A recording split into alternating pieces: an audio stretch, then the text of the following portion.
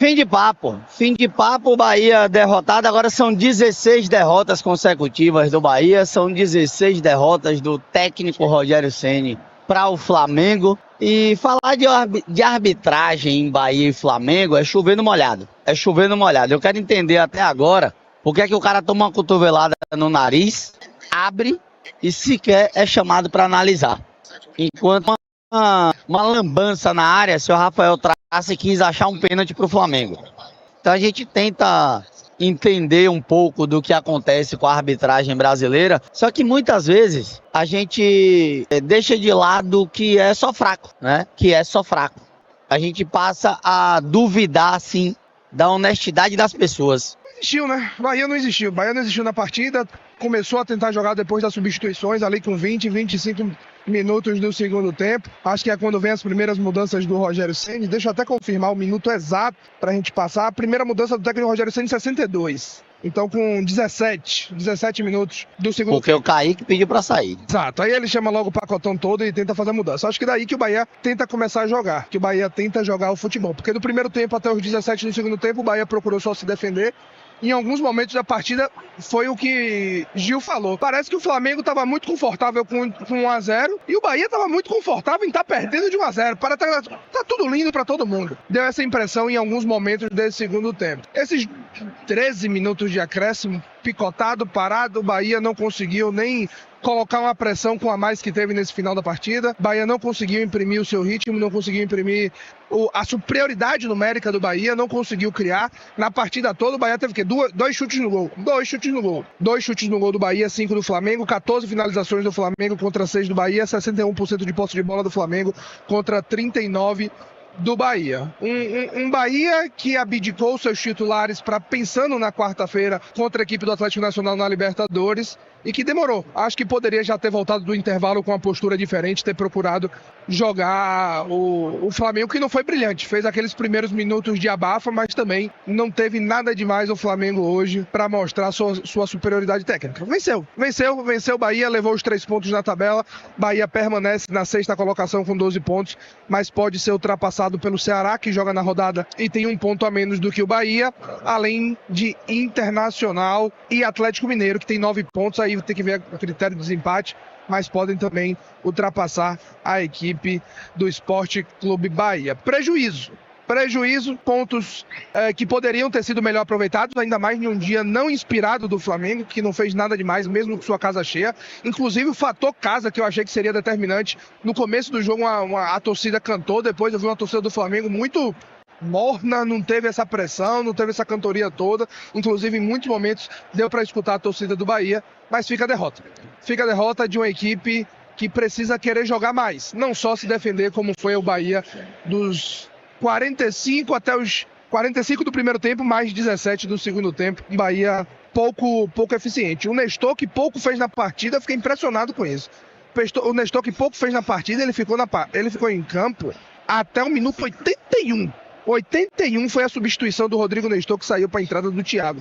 Fez quase nada, ficou até 81. Lúcio errou tudo, parece que estava um pouco à frente naquele lance, mas perder aquele gol seria algo inacreditável, como foi inacreditável, mas estava à frente. E um Bahia que, de novo, fez muito pouco nessa partida, para não dizer nada.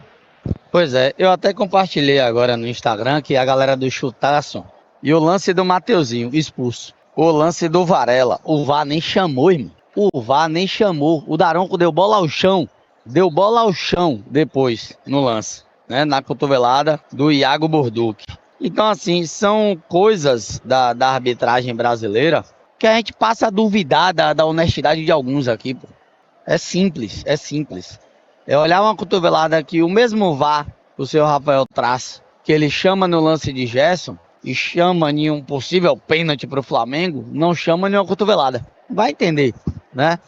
Lucas VB tá dizendo aqui que 70 milhões para Lúcio, um cara que mal sabe dominar.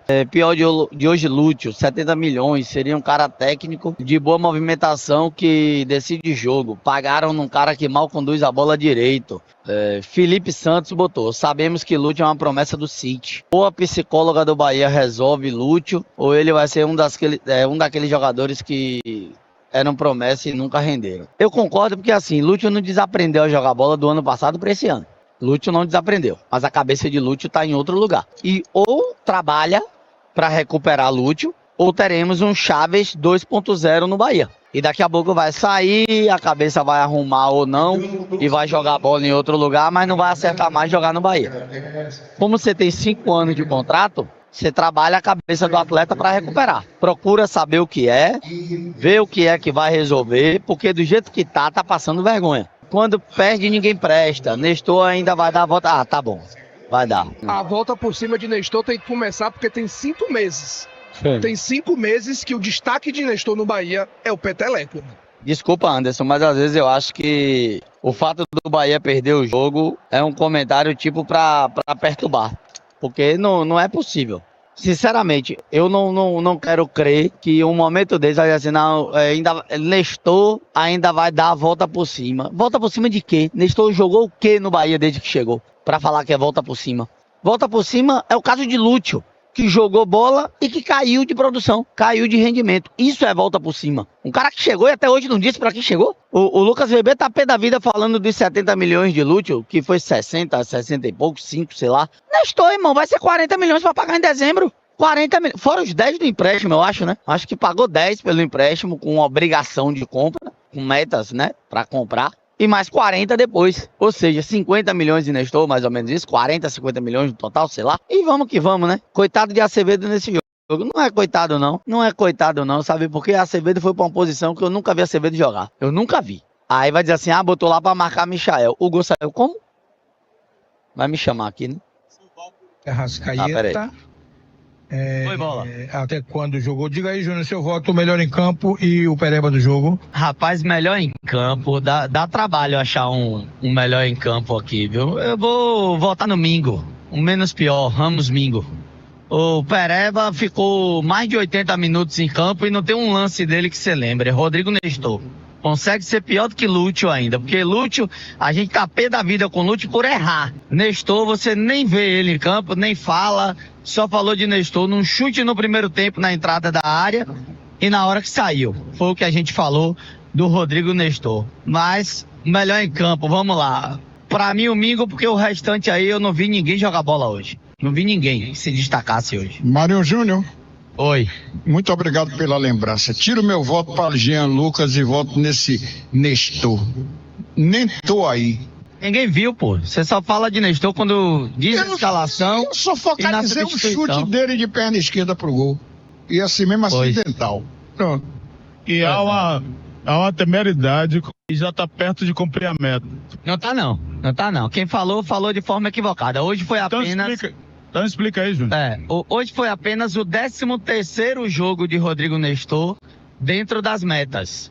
A meta de Nestor só é batida quando ele joga mais de 45 minutos. Então hoje ele bateu o seu 13º jogo. E o que me falaram foi, não sei se a meta dele é de 25 ou de 35 jogos, mas só bate quando atinge os 45 minutos. Então o Nestor fez o seu 13º jogo, não tá perto, digamos que é a metade aí, caso seja 25. Pra mim, é jogar dinheiro no lixo, pegar e pagar 40 milhões nesse cara aí. No embalo que vai, ele vai cumprir a meta até o fim do ano. Bora ver, né? Tem que jogar 45 minutos, né? Não é só entrar 10, 15 minutos. É jogar 45 minutos ou mais.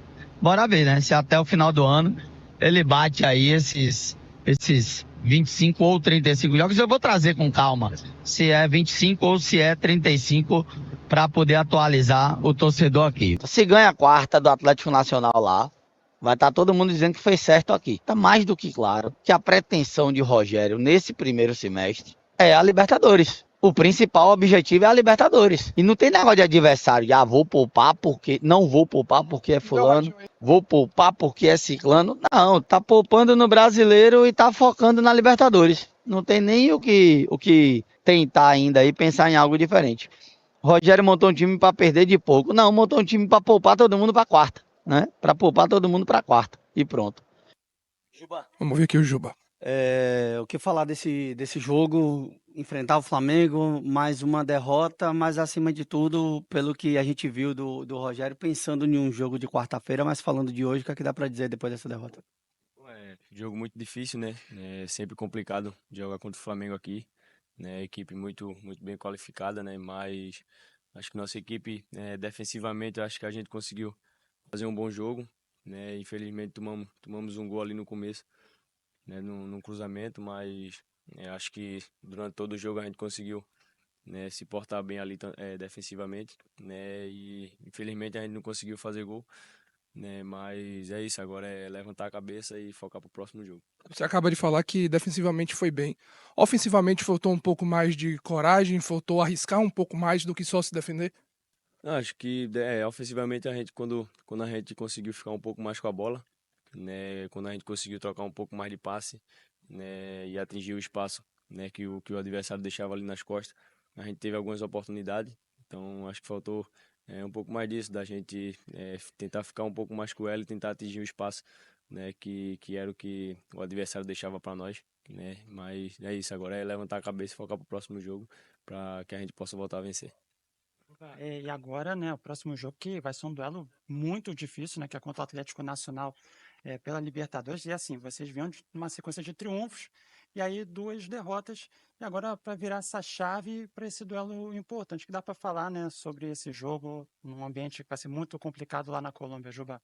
A gente sabe que o jogo vai ser muito difícil, né, e tanto quanto foi na nossa casa, mas a gente sabe que o professor vai, né, nos preparar da melhor maneira, né, para que a gente possa ir lá, possa impor nosso ritmo de jogo, né, possa fazer o que a gente está acostumado a fazer, né, de bom durante todos os jogos aí da temporada, para que a gente possa fazer mais um grande jogo lá e conseguir o triunfo que é o mais importante para nós, né, que a gente vai tá indo buscar essa classificação aí na Libertadores. Tá aí o Luciano Juba e já na sequência aqui, Nico Acevedo. Vamos ouvir aqui o Nico, só desarrumando.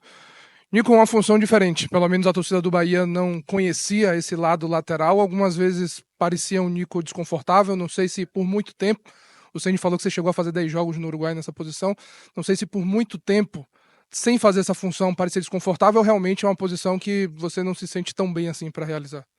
No, como Roger falou, yo ya había jugado en esa posición allá en Estados Unidos y me siento bien. Donde Roger me precise, voy a dar una mano, voy a hacer el mejor trabajo posible. Como é poder voltar a jogar 90 minutos, Nico? No, bien. Siempre me preparo bien físicamente. Todo el personal allá del club siempre está atento a que estemos todos bien físicamente y me sentí bien. O que é que o Bahia, o que é que vocês esperam da partida de quarta-feira na Copa Libertadores? O que é que você pode dizer do que o Bahia vai enfrentar nesse jogo contra o Atlético lá? Sí, sabemos que quizás el juego del año de nosotros va a ser un juego difícil. Ellos son muy fuertes en transición. Y nada, vamos a ir con todo en busca de la clasificación allá. Nico, na parte defensiva, acho que ficou muito ali você e o Rezende. O próprio Juba falou que vocês se defenderam bem. A mesma pergunta que fiz a ele, faço a você. Faltou um pouco mais de agressividade de você e de seus companheiros para buscar o gol e buscar um empate? Sí, quizás más en el primer tiempo salir a presionar un poco más a ellos. Pero ellos son un team también de mucha calidad, tienen muy buenos jugadores. Y nada, consiguieron ficar con la bola ahí mucho tiempo.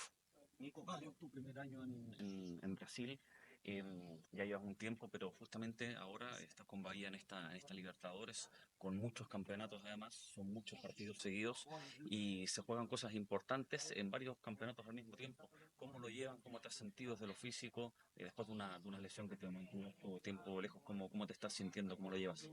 No, bien, la verdad que bien. Me vengo sintiendo bien. Tenemos un equipo grande con muy buenos jugadores. Y eso da la posibilidad de rotar el equipo en varias competiciones.